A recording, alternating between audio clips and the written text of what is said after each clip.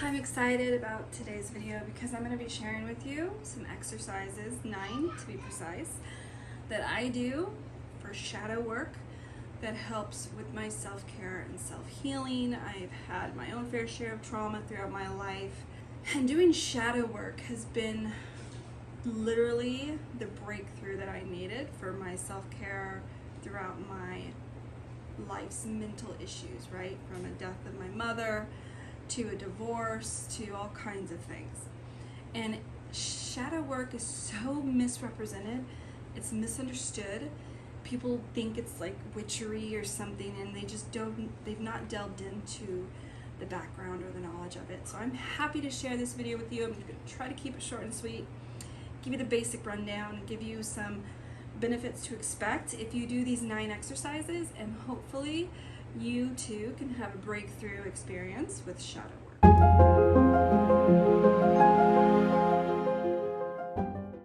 Do you want me back? Say it. I want you back. Please. Say it again.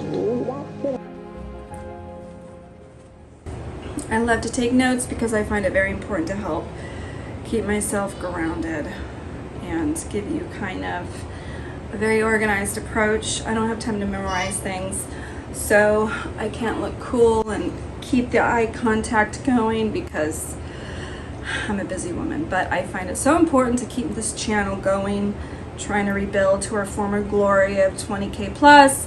We will get there. Let's hope society has advanced a bit more, especially YouTube's headquarters, when it comes to alternative things that might scare them. But I'm hoping those poor Silicon Valleyans can just mature with me and expand their mentality, grow their mindset, and not be afraid of change and equity. Let's do this together, right?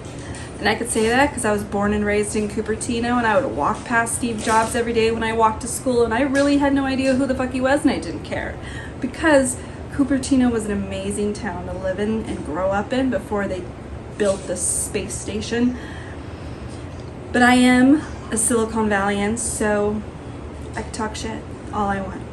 Now, if you use shadow work, these are the things that you can expect to feel after you try these exercises, or at least one of them. Everyone's different, and it really depends on how deep you go into these exercises to determine the kind of benefits you'll get. You'll feel better about yourself. You'll exist as the best possible version of yourself. You can have healthy relationships, heal from past trauma, and improve your overall health and wellness. Just by exploring your shadow and the root causes of what's holding you back, you can allow yourself to adopt healthier and more constructive habits just by doing shadow work. Very much misunderstood. So the very first thing you need to do, very first exercise, is pay attention to your emotional reactions. One of the best ways to get to know your shadow best is to notice your thoughts and emotions and behaviors and what triggers them. Whenever we get offended, we literally take it as something that can break us, and we take it to heart when we need to learn to be tougher and examine why we're triggered. Go into paying attention to our emotional behaviors, because our mind is not always on our side. Our mind can be our worst enemy. Making the connections between our feelings and our emotions can help us understand our patterns and how they affect our day-to-day lives. And to do this objectively without judging or shaming yourself, first of all, simply to be aware will make it better for you in the long run. So once you understand your emotions, you're better able to spot those kind of inner shadow actions going on and focus on specific circumstances that cause reactions to understand where those feelings come from. And then you can target where you need to focus on healing. You will be able to adjust how you can react differently next go around, because they are just words. They cannot break you. Please remember, sticks and stones can break bones, but words are just words. They really are. And people can be evil, and we need to accept the fact that there are evil people out there, and not to give them power like we have been lately.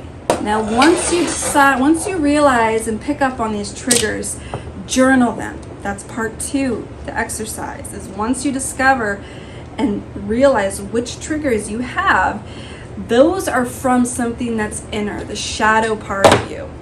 That's where that's coming from. So we write down what's triggering you. That way you can address it and resolve it with the later exercises that I'm about to go through. So reflect on some topics like your childhood or any abuse or neglect you experienced, how you believe others see you or how that makes you feel, memories that bring you shame or worst traits you see in others and times you've expressed those traits, things that scare you or make you feel unsafe. You don't need a fancy journal, just a simple notebook or a Google Doc will do just fine. So just be honest, don't censor yourself, just write it all down and be honest with yourself.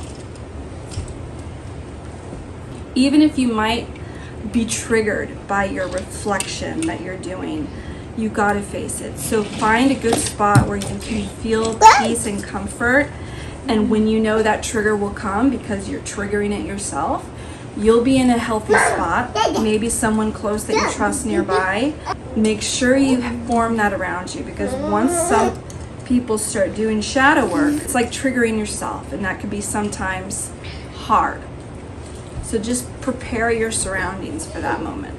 Try to embrace your creative side through this process. What are ways that you express yourself? Through drawing, painting, writing, poems? Do that. Throughout that moment, when you feel yourself triggered, start to do your creative outlet that you find comfort in. And you'll notice that will kind of bring you back to reality. It works.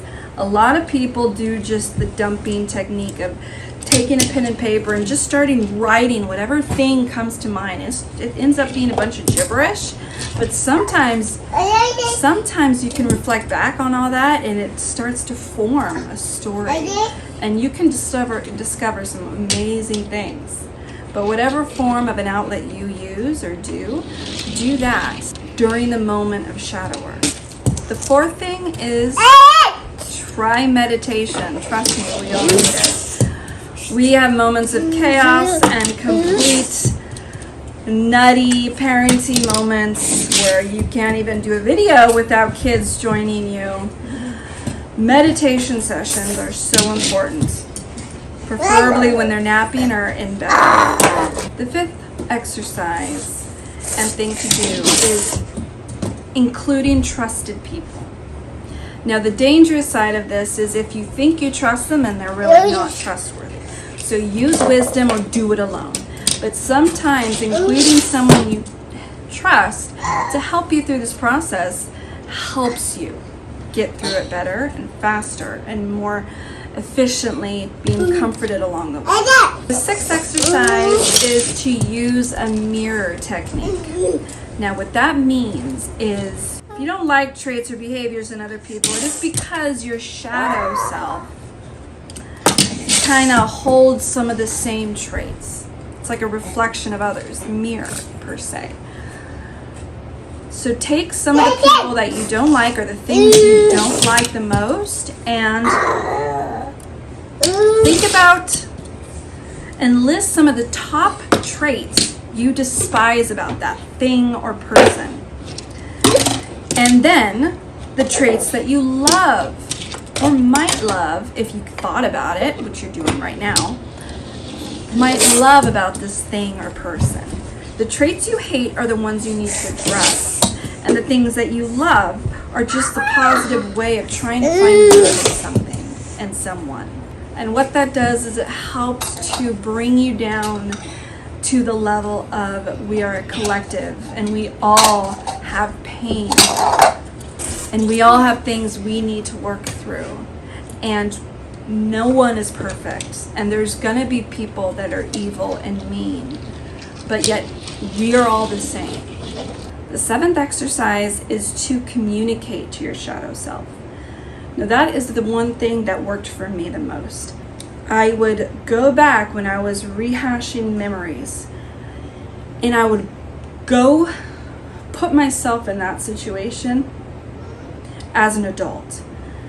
And I would look down at my younger self and I began to talk to her and say the things that I knew I needed to hear back then. When you ignore your issues, ignore your shadow self, that kind of gives it power. And by confronting it, it takes away that power and it gives you the power. And so refrain from silencing it as much as possible. Ask questions, wait for your shadow to answer it. Remain objective. Repeatedly ask why to uncover the layers of your shadow self. You'll be surprised at things that's being told back. The 8th exercise, use affirmations. Like I said previously, telling myself things that I wanted to hear back then. Saying things like, the past does not define me. I'm a stronger person for facing my emotions. I accept and love my true self as I am. I forgive others who have treated me poorly. You can find many more shadow work affirmations simply by Googling it, but there's a few that I would try. And the 9th exercise is practice acceptance and compassion. You can't change your past, even if it has brought some unpleasant thoughts and feelings or behaviors. What's done is done. You can't change the way you were brought up or how your parents or caregivers treated you. Everybody is doing the best they can, and it's likely that their past influenced their actions. What you can do is explore the contributing factors and view them objectively.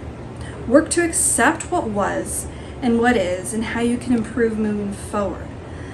I think that is the biggest thing wrong with society today is we're uncovering the trauma. And we're living in it and dwelling in it. And perhaps it's a process we have to go through to change and evolve as a country.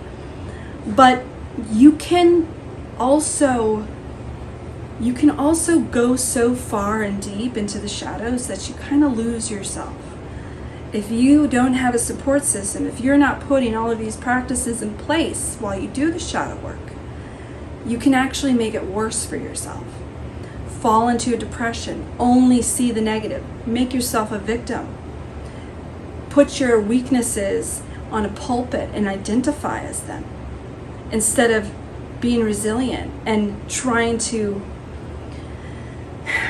and not identifying as the weaknesses that you might have or the issues that are in your life. The past is the past, and our weaknesses are just weaknesses that we can overcome. Issues are just issues that we can overcome. They are not things that deserve a name or a title in our lives. We need to learn about resilience, and we need to learn about overcoming things in our lives that are not perfect, that are full of issues and flaws like everybody else, and that we can overcome them. Shadow work activities is just not easy, and facing your demons and the hidden parts of yourself is often very painful. It takes courage and persistence, but it's worth it. And remember to give yourself grace, just like you would hopefully give others grace. We tend to not give ourselves the most grace that we should be given. Be patient with yourself and the process. Try these practices, and I hope you will find some revelation and peace for your own journeys. Thanks for watching. I hope it was helpful. Please subscribe or like or share for someone else who might need to hear this message. And I will see you guys in the next video.